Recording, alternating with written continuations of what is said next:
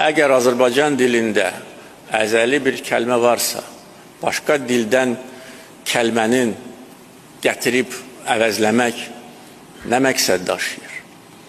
Bu ya səhvdir, ya tahribattır. Kondisioner söndür, kondisioneri вообще söndür.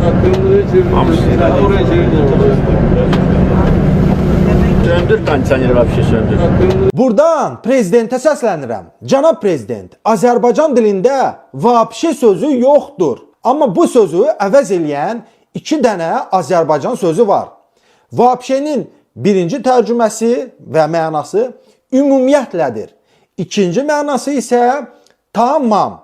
Əgər biz vapşe sözünü cümlənin əvvəlində istifadə eləyiriksə, misal üçün, vapşe mən Azərbaycanda yaşamaq istəmirəm. Bu necə tərcümə olunur? Ümumiyyətlə, mən Azərbaycanda yaşamaq istəmirəm. Və ikinci məna, cənab prezident demişkən, kondisioneri vapşe söndür. Söndür, kondisioneri вообще söndür. Burada isə vapşe sözü nə məna verir? Tamam. Kondisioneri vapşe söndür.